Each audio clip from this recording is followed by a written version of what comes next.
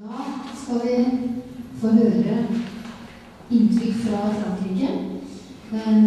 Det Saint-Denis, som kommer fra organisasjonen Robin de Toits, som egentlig kan oversettes med takenes Robin Hood. Og det et ordspill som fungerer godt på fransk, sier han, men det kanskje ikke så lett å oversette det til andre språk. Men vi merker jo alt ved navnet en viss fokus på aksjonsvirksomhet. Og de har fått til mye, og vi vil gjerne høre mer om det. Så, Etienne, please, I give you the chair. You have to speak close to the microphone, I'm afraid. I cannot turn my head when I talk to you. And you have to take care not to fall down.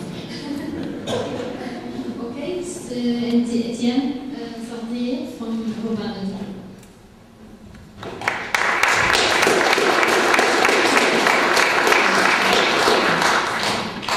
Good morning.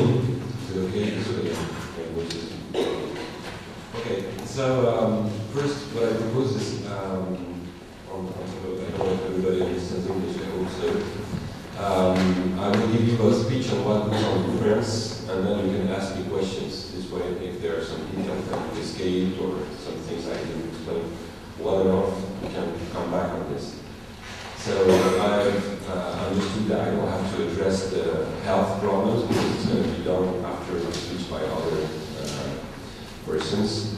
So I will deal only with the political situation in France regarding microwaves and the precautionary approach and the situation that is done and what can be done for EHS persons, electronically sensitive persons.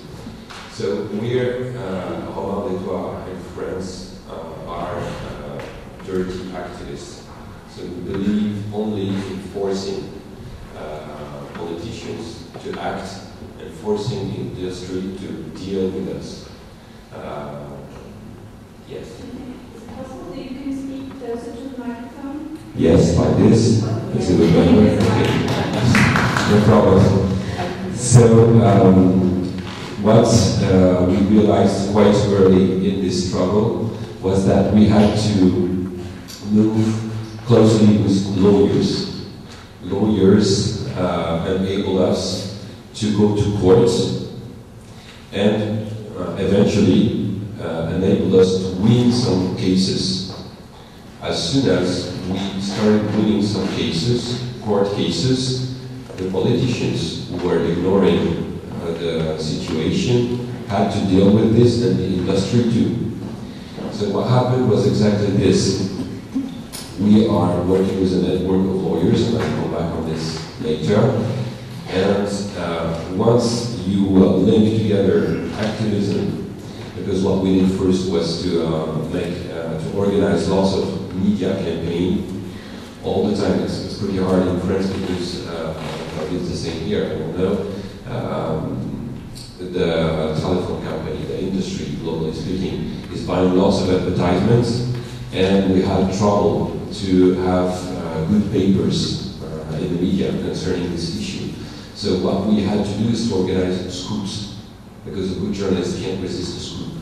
And we had lots of media campaign, so the politicians were addressed on this issue, and finally, when we won court cases, and I'm going to explain right now, this is how we could start something for real. So the court cases that started everything was concerning the phone masts. Some people were living near a phone mast, and one of our lawyers built this court case on the principle of precaution and what is called in French abnormal behavior trouble. Abnormal neighborhood trouble. That is, that he explained, and the court recognized that the people living, these people who initiated this court cases, were afraid, and nobody could guarantee them against the occurrence of a health hazard. And the court recognized also that there was a scientific debate, which the lawyers from the industry absolutely didn't recognize. They said there's no debate, there is a scientific consensus that there is no health effects, and the judge could see, because our lawyers produced lots of peer-reviewed papers, scientific peer-reviewed papers, that there is a real debate going on. So a court cannot say the science, but a court could recognize that since there was a debate, the precautionary approach, the principle of precaution could be effective, because the precautionary principle works when there is a scientific debate, when there is an uncertainty, and then you have to take the good steps to protect everybody's health. And this is what we want, that is the court recognized this, that the precautionary approach was a good thing, and they obliged the phone operator, Bouygues Telecom, to dismantle the phone mast. As soon as this worked, as soon as this was effective and got condemned, we started communicating in a media campaign saying that if the industry didn't want to apply what with, so I don't hear you discuss it in milliwatts per square meter, we discuss it volt per meter, and I'm pretty bad at conversion, so I'm sorry, I'm going to say what we want in French is 0.6 volt per meter. And the ICNIR guidelines are starting from 41 volt per meter. But we wanted the 0.6 volt per meter. The industry refuses this because they know that if this works, they're going to be obliged to implement more base station. And therefore, the technology is going to be less beneficial. They're going to make less profit. This is the only problem for them. So as soon as we got this phone mast dismantled, we came saying, if you don't want to apply the 0.6 volt per meter, we are going to have more court cases until you submit to what we want. And the industry was completely indignant, and they called for the government, and then the government organized sort of a big thing called the Grenelle des Ondes. Grenelle is something I won't explain, it has something to do in France. It's a sort of a big turntable where everybody can speak. And this was meant to, this was not supposed to be effective, actually. It was supposed to be a first-class burial. And they wanted to find ways of preventing us from going to court. But we took this opportunity, and this is where you're going to see how it works with lawyers and activists. We took this opportunity of this big thing with lots of media to propose something. And we prepared this secretly. We involved several media to have a big do on this. We organized something with 6 cities in France that was volunteered to experiment lessening of the exposure under 0.6 volt per meter. That is that the industry said 0.6 volt per meter doesn't work. And we said, yes, it works. And we said, since you don't want to, since you say it doesn't work, we say it works, let's experiment it. Let's see if it works.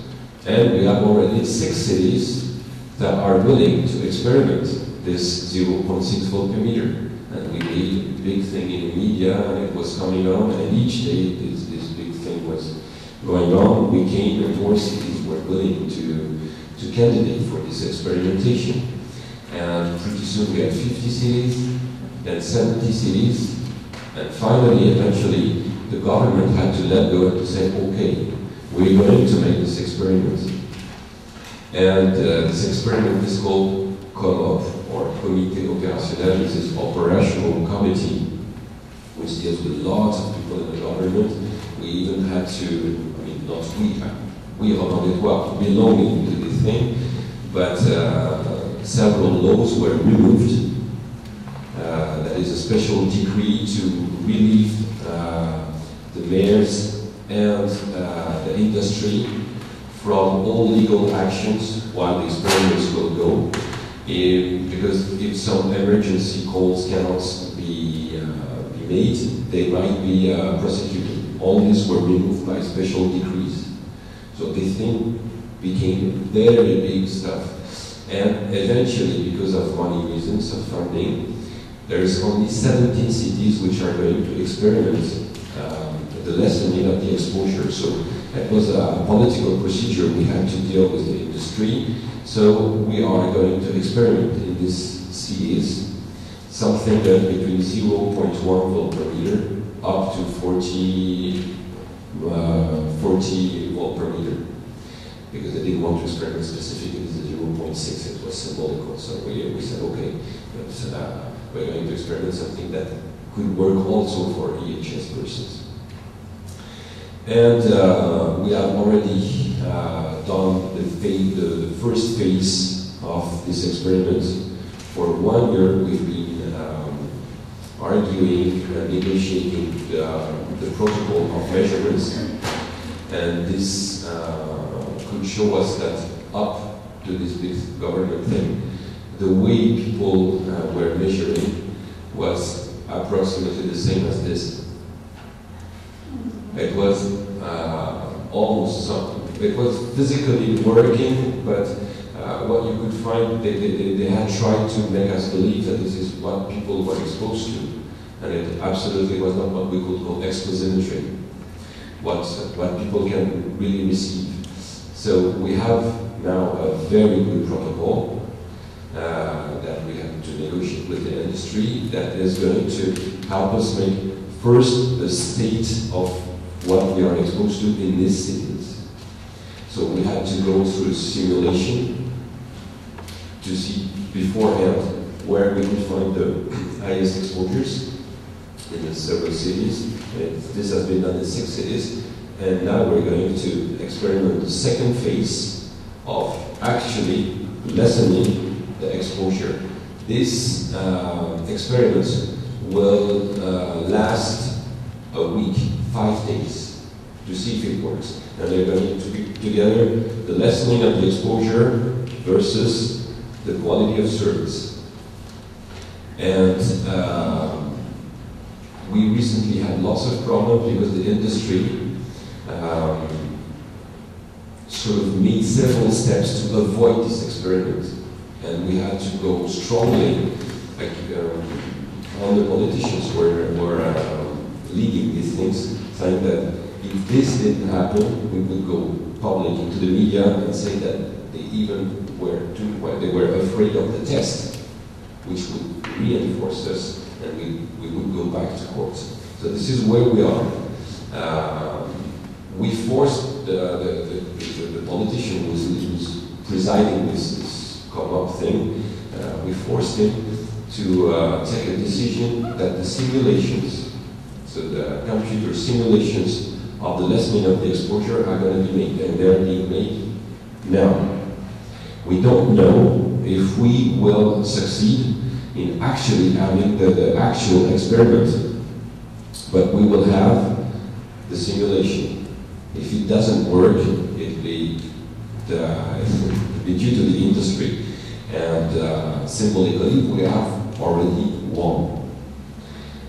What we're not so sure about is, because the politicians, I suppose it's not the same here, of course, supposedly have fantastic politicians, but in France they are super weak. And they don't want to be too nasty with the industry.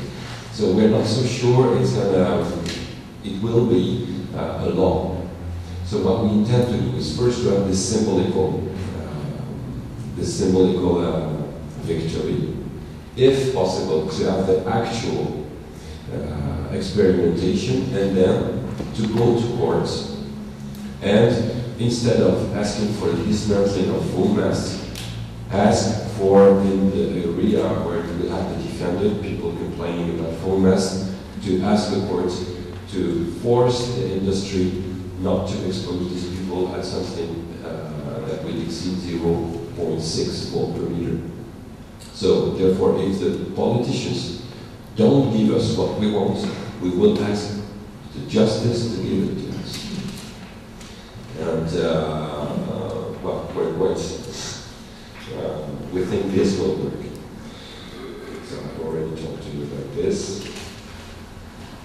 Now, this big thing had one good effect, good side effect. It was a law that was taken and voted last July, which prevents and forbids the use of electronic devices, including cell phones, for under 6. So children under 6, according to this law, are to be protected, and the advertising of electronic devices for under 6, the fact that people can offer them to the children, but they cannot. It's explicitly forbidden to sell it explicitly for under 6. The trouble is that very recently, people from the government told us that because of our European community obligations, this law couldn't be applied, which is a pure scandal, because once you have a law, once it's voted, you have to promulgate the law. And this they won't do after the Minister of Ecology promised me publicly that she would issue the decree before next June. And now all of a sudden it's impossible. So we made a big media scandal on this. We don't know what the issue will be, but the industry is coming back, so to speak, and preventing this. But symbolically, this law has been voted, and we have a special thing in French, what we call the Conseil constitutionnel, which as soon as the law exists as a project, they look at this law and see if it's okay regarding all our constitution and European obligations. And these people never saw any problem. So this is a fact. And if the government doesn't want to promulgate this law, it will show that they are in the hand of the industry. But it doesn't matter. We will get at them again through justice. And this law also obliged, maybe you have it already, obliged the industry in each shop where you could buy a mobile to have the SAR, the specific absorption rate, publicly and easy to be read by people. For electro-hypersensitive persons, specifically during this big government do, we came with things. First of all, they recognize that VHS persons are suffering. And it's a real problem, but they don't want to make the link between microwaves, radiation, and the occurrence of the problem. So we asked them to preserve some areas that are not covered yet, which we call white zones or blank zones, to be kept this way for VHS person to go and live there. We also wanted, because the French Republic has fundaments as the equality of treatment and the freedom of going wherever we want to go. So we wanted to apply the same policy as we had with tobacco. As before, you had in trains, for instance, you had cars, smoking cars and non-smoking cars, and we wanted white cars and cars that could be connected to the. All this was not new. I mean, we were only recycling ideas that had been working with at the time of the tobacco industry. But this was very, very pioneer. At the same time, they were trying to have people, scientists, to psychiatrize EHS problem. That is, what they wanted to do was to give EHS persons some medications against stress, against depression. They would have noticed that people were feeling less stressed, and they would have diagnosed the disease through the medication. We said this wouldn't work, we would denounce this. and it's not working yet, but they wanted to do this. They also wanted to submit PHS persons to electromagnetic fields. At the same time, they would measure the electromagnetic field. The trouble is that the measurement devices are not as sensitive as a living organism, and the level of sensitivity of these devices is 0.2 volt per meter. And the EHS person can react to much lower level. But as soon as they would see that the measurements, there is no electromagnetic fields according to these measurement devices, this would enable them to say that EHS persons are psychosomatic persons and not electro-hypersensitive. So what we are doing now, we are about to launch a dedicated website to EHS person with list of therapists, with list of what worked. Several people are going to testify, to give testimonies of what happened to them, because we could notice that EHS persons were super good at auto-medications. They find ways, and it's always different according to the person. So all this is going to be online for everyone to go and see what works for themselves. And also try to have these white zones, to keep these white zones. We have asked the Minister of Health to keep these white zones. Again, recently they didn't answer, because what they're afraid of is that if they keep white zones for EHS persons, it will be seen as a recognition that there is a link between full mass macroregulations and electrohypersensitivity. We were ready to make a deal to say, okay, we won't say you're recognizing the thing, but when someone goes to see a doctor, and the doctor cannot diagnose the disease, the doctor will say, okay, you're terribly suffering, but as long as I don't make my diagnostic, I will help you. I say, this is pure torture. You cannot do this, so please leave these places white. There are no one living there. It could be a terrible relief for an EHS person, so please let this happen. But there's too much into the industry. So far, it hasn't worked. What we have done also, this was on the European step, was to set lawyer coordination. Because what we made in France, we would like it to happen everywhere in Europe, to put a pressure on the European Commission and the European industry to have them start discussing this. So it's just the beginning of it, but we organized something at the European Parliament, and we have the beginning of lawyer network all over Europe to start court cases. This is our experience at Roland Desglass. This is how we saw that things can work. Lawyers and activists. And the last thing, when we discuss with the media and with politicians, because they're always considering that, no, we don't know. Roland Desglass, we are convinced that it's dangerous, and there are lots of proofs that it is dangerous.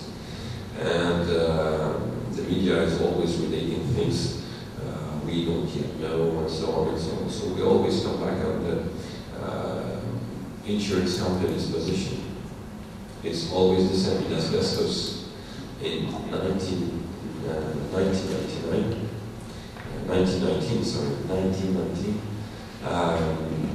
the American and British insurance companies stopped covering the industry for any health effects.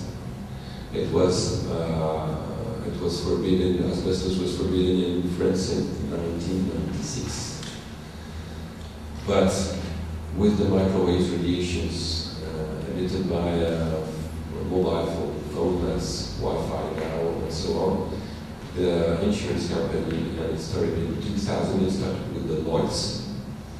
The insurance company are the biggest one in the world, don't want to cover the health effects related to microwaves.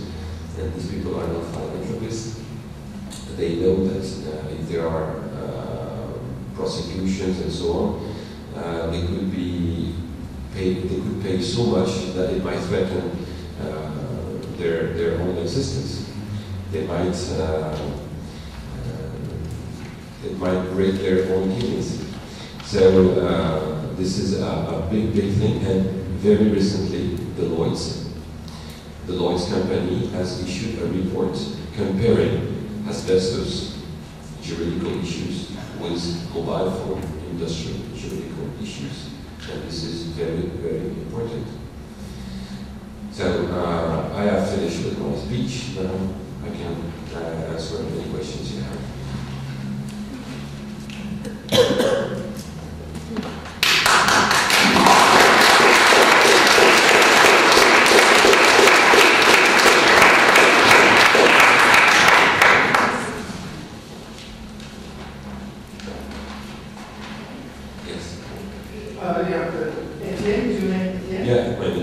You said they wanted to use these 0.2 volt per meter devices. Sorry, who is they? They, that's a common thing. It's politicians plus the industry, well, or the other way around, industry plus politicians. As you know, there are lots of conflict of interests. I suppose this will be addressed later on. As in any health crisis, scientists who are saying the official science are at the same time working for the industry. For instance, we have this guy who's a perfect example called Bernard Verret. He works at the ICNIR. The ICNIR is is it B-E-R-N-E-Y? B-E-Y-R-E-T. Bernard Verret, with the English accent. Bernard Verret. He works at the ICNIR, and he helped put on this safety guidelines, which are protecting nothing but the industry's interests. He is recognized by the French authority as an official expert. So as an official expert, he experts his own decision, and also he agrees with himself. At the same time, he is a member of the scientific board of Bouygues Telecom, which is a French operator. So, and this guy is also has also the ear of the politicians. The politicians will have adopted in France the same, again, in bracket safety guidelines of the ICNIR. And sometimes people who are working with ministers or in the government later on when they're finished and they've been fired with the elections are working for the industry. So all this is linked together. So my they is at the same time the politicians and the industry.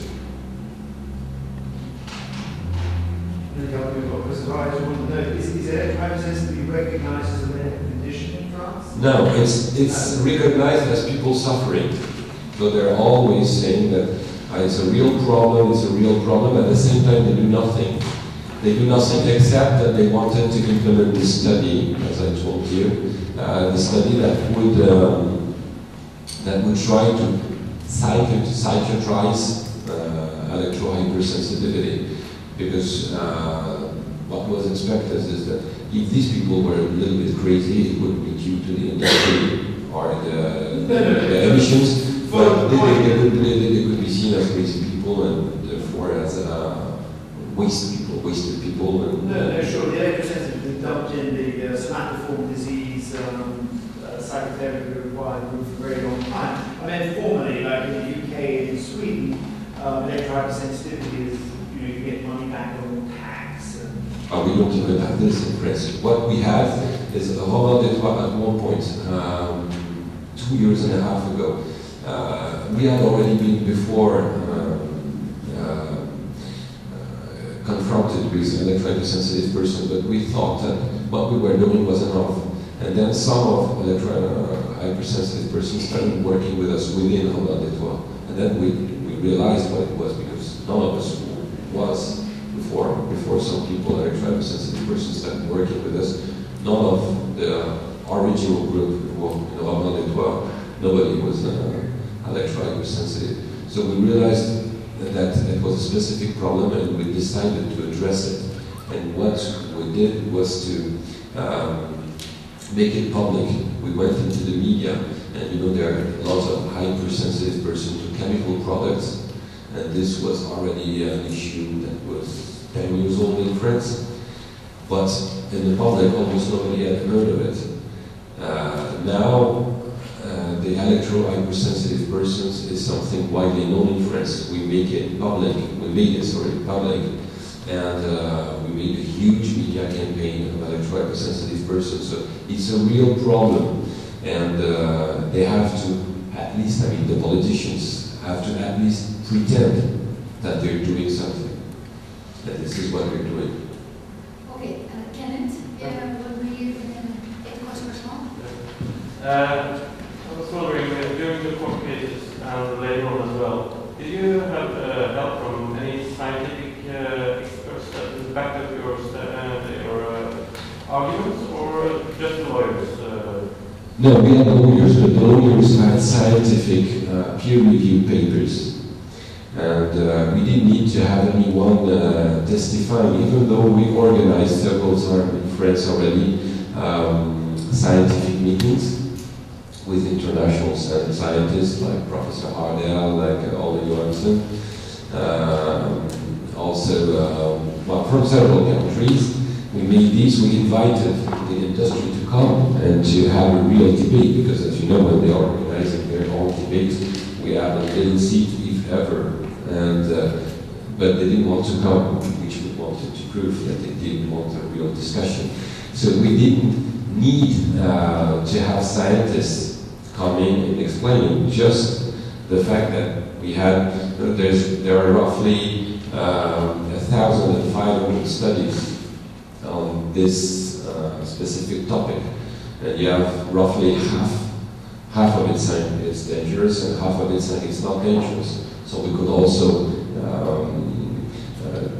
show and expose the conflict of interest, and that each time you have a study saying there is a danger, the industry is funding another study to say the contrary, but sometimes they're changing, and most of the time they're changing the protocol of the study. And this way they have a study saying, oh no, oh yes, oh no, oh yes. And the French authorities are saying that if there is a risk, because they cannot say that there are no risks. If there is a risk, it's a weak risk. And what we say is that we don't agree with their vision of weak risk. We say even if it were a weak risk, which we don't accept, even if it were a weak risk, considering the tremendous amount of population exposed to a weak risk would be tremendous, a huge risk. And this is what we do.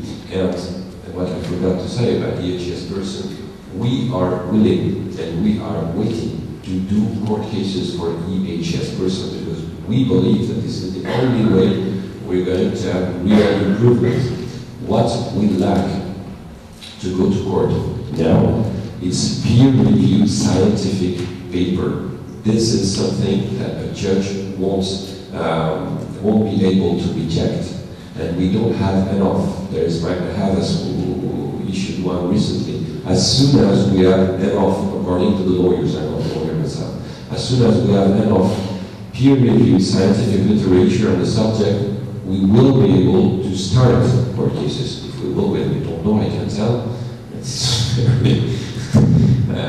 very complicated to know beforehand if we're going to win or not, but we intend to do this. Well, I think we have to stop. Okay. Because it must be so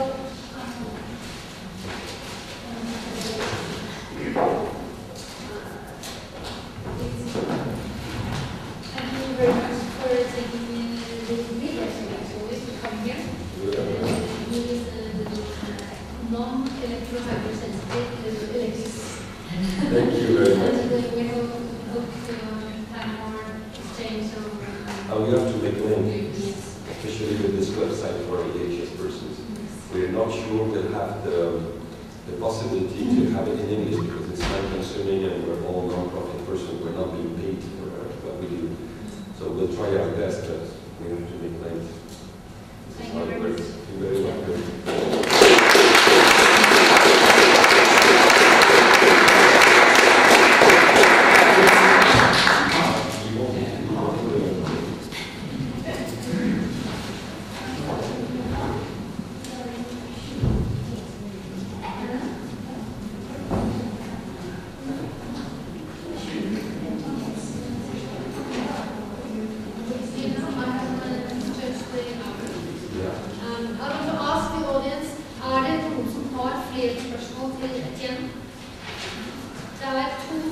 Tre spørsmål.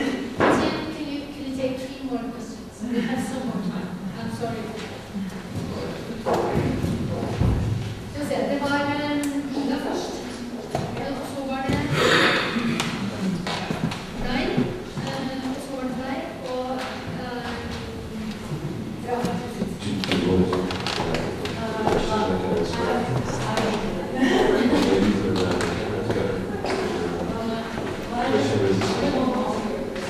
Okay, my name is Ida, and I would like to ask you a question about the French expert committee that was operated under the offset group. There was a news in the newspapers in Norway. There was a representative from, I think it was the environmental department of France. She told that the outcome of this expert committee was that 11% of the studies they have gone through showed negative health effects. I'm trying to find the source of this and found that there are 11 studies, not 11%. Absolutely. Now, which is true. It's the 11 studies. I'm sorry, I'm going to tell you how it worked. The AFSET before was called AFSET, and they made 2 expert reports on the subject, and all were implemented by this Bernard Verret I was talking about, and several other guys who work in the industry. That is the core of these experts is always the same. They just changed several scientists around, but the core of them was people related to the industry. And we came in the media and said this was not correct science, this was biased science. So they decided to rename this AFSET, which became AFSET, and they named a new general director. And this person wanted to change this biased science, and had to deal with a lot of resistance inside of this expert group, because some people wanted to do what they were programmed to do, that is, not to be too harsh on the industry. And this person forced the scientists working in the group to recognize at least several studies that were showing the negative health effects. And they decided on 11 studies. Why not more? I suppose it was the most they could do with this person, because there are many more. But at least this was the first break through this official, so to speak, truth that there is no negative health effect. And during this big government do that we were involved in, this person talked, Martin Guéraud, we have to give him an homage, and said he supported this experiment we wanted to do, saying that he said that there was no sign of negative health effects caused by base station. This is a big no-no. He couldn't go that far. But on mobile phone, we were not sure. And what would be a precautionary approach would be to lessen the exposure whenever it was possible as a precautionary approach.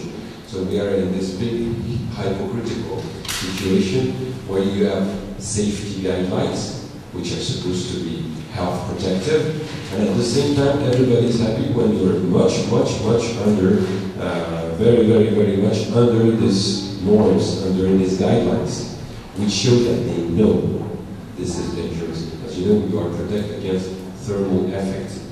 Therefore, what we know is that we won't cook thanks to these guidelines, but this is the only thing we're protected against. So this is what worked with the AFSET, and since the AFSET has been merged into another big health agency, which is called ANSES, or ANSES, and the general director, Martin Guéraud, has been removed from the head of the AFSET, and the AFSET is starting to be, well, the ANSES is starting to be orthodox again, and they're going against their previous conclusions as the offset. It doesn't matter because it was done. It's like this law, symbolically it was done. The fact that they come back on what they said is even more of a proof for the public that there's something wrong.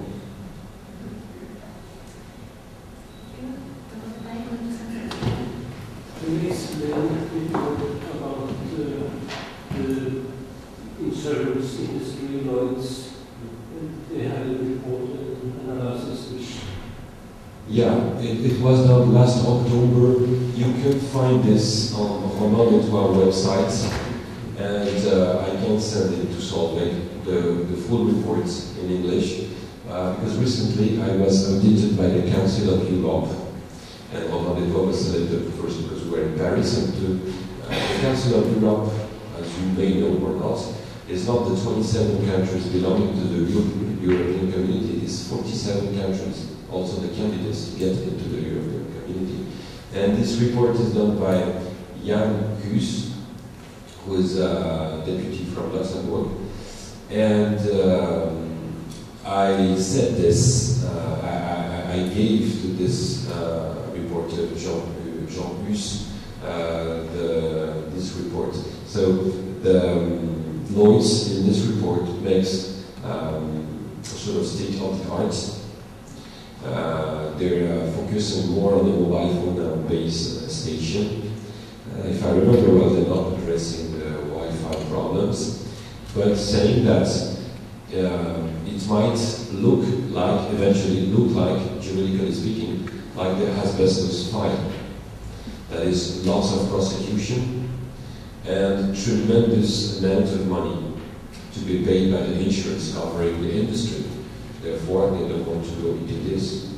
And this is also why the AFSET moved, because as soon as we started prosecuting, they were afraid that one day we might prosecute, which we will do if we have the opportunity, the people who have lied. As soon as you start dealing with justice, it's less easy for people who are lying to keep lying. As soon as you have this kind of pressure, the truth comes out. Because people don't want to be accused, so to speak. And if they know they're risking something themselves, they're making lots of money, but they're risking themselves, they don't want to take the risk. Or it's more dangerous to them. So this report I will send to Solveig this way she can give it to everybody for everybody to see it in English.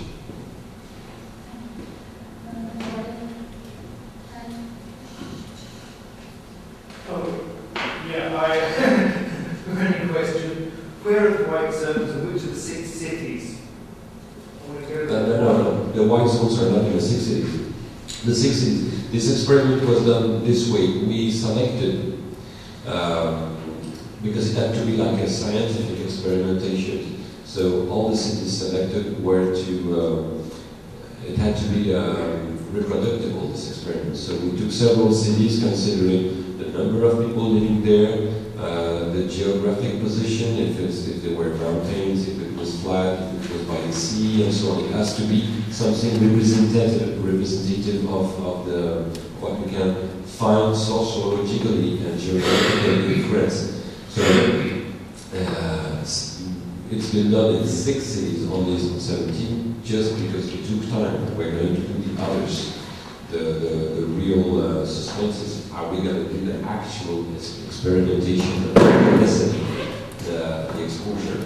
We have the support of the French Mayor Association because we have a mandate and we have to keep going with this mandate. But we'll have the simulations. Now, the white zones are mainly zones in mountains like geographic, national ecological reservations, where you have almost almost no one living, and they are already, and we had this last summer, EHS persons getting into these reservations because there they could live, even though it was illegal, and they were prosecuted, and we had to give them lawful support. And what we would like is these places to remain white, but it's not covered, there's no demand of coverage. So it's almost ideological to call them places where there's no one living, and which could be inhabited by EHS persons. At the same time, it's an ethical problem because it would be like Indians in the United States. It would be a way of making some ghettos of EHS persons, but the situation is so awful for EHS persons. They're feeling such a torture that it would be a first step. We also wanted to implement this policy of public transportation, as I told you, with smoking, non smoking, the same thing applying to EHS persons. But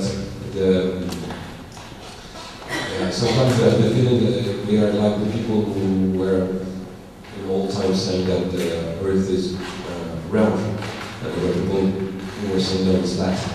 And it's the same kind of struggle.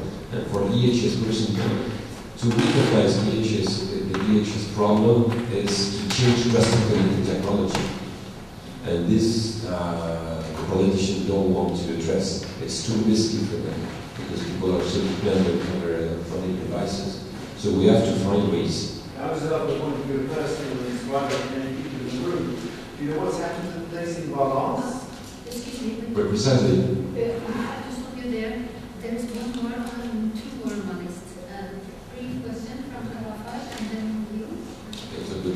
Briefly, in balance, they're still negotiating, but it's been removed so far. But they're still negotiating. We'll see what is the outcome. What role does tech play in the new communication system for police and fire brigades? What's the role in France, and what's the importance for you in your opinion? We're not addressing military or police issue, because this is used by the police mainly, or fire brigades. Some people in the fire brigades are addressing the problem. We're already doing with the civil radiation. As a way, we believe that if we make a hole at one point, it'd be easier. So it's a strategy we decided.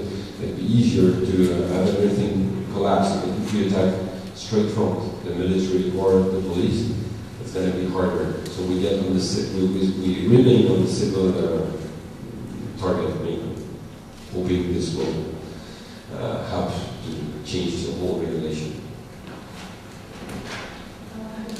May I draw your attention to the special related problem of lorry drivers? There are hundreds and thousands of lorry drivers going through France, which is the interesting country in this case, using their PC to get their loading addresses, to keep up in the evening with their family and friends or with colleagues other places in France. Many of these are French, of course, and may be aware of that they shouldn't use their PCs outdoor, and I reckon a lorry with open windows in the heat are outdoor, often parked in areas where people live. Who tells them, especially the foreign lorry drivers, they should use in 30 regions I learned today? In France, you can't use your PC in this way outdoor. Yeah, you can. And that is a great traffic, because if you are parked in the lorry car, waiting for your cargo address, and you walk through this lorry park, and all the lorry drivers sit there with the television sets on, or the TV on site to keep in touch with family and friends. I can tell you, your hair stands on end if you are sensitive to this. I know there are lots of EHS persons also who are suffering from neighbors using Wi-Fi next door, and we are making a big campaign to reinstall the optic fiber or to have computers plugged. But for the specific profession or others, nobody tells them. Nobody tells them. Sometimes we are saying it, but we are very much alone. We already have had a problem to have a campaign preventing pregnant women not to use their cell phone, and also telling young mothers not to give the mobile phones to their children. So for this, we will need the support of unions. And the trouble is that unions are very stressed out by unemployment. Therefore, they don't want to address too openly health issues. Sometimes happen, but it's quite seldom. And they don't want to address these issues thinking that it might lead to unemployment, which would be, in their opinion, even more detrimental to them than any health problems. So all this will be addressed. We are addressing it, but sporadically, I want to say, whenever we can do it, but we're not official. We're gaining lots of weight because we have been dealing with officials, but we're not the state of law, of course. So what we would like is an official warning, which is not yet coming. We're still fighting to have an official warning. But where can you obtain a list of all these regions where we shouldn't use it? Well, as I told you, it's already hard to have this warning for pregnant women and little children. So for grown-up people, it's not an emergency. It's not a priority for the government. We already have so much trouble with children. Children is talks to everyone publicly. So even this was hard to get. The Minister of Ecology before was a deputy in 2005, issued a law proposal, which was exactly what we want. Since she became a Minister for Ecology, she's suffering concentration problems, and she has completely forgotten that she made this law. I had to remind her several times, but she's not free anymore, and she doesn't want to resurrect this law proposal. This is how it works, so we have to force them. And these problems will come later, unfortunately, the way it works. And